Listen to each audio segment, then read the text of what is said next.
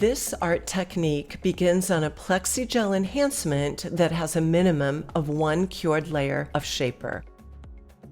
Apply a light wash of holographic shellac and dab using a gel oval brush moistened with protector top coat, and only cover parts of the nail, leaving negative space in between.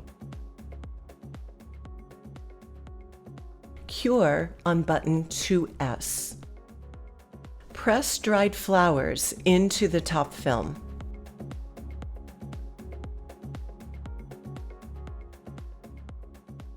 Smoothing into the surface with a CND Gel Oval No. 6 brush.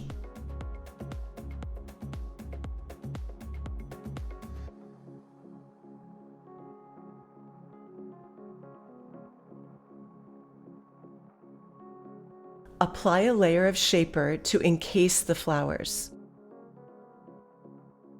Cure on button 2B. Remove the top film with a lint-free pad moistened in 99% IPA. Refine the shape of the nail using a 180 grit file. Remove dust with 99% IPA. Apply protector top coat and cure on button 3. Remove the top film with 99% IPA.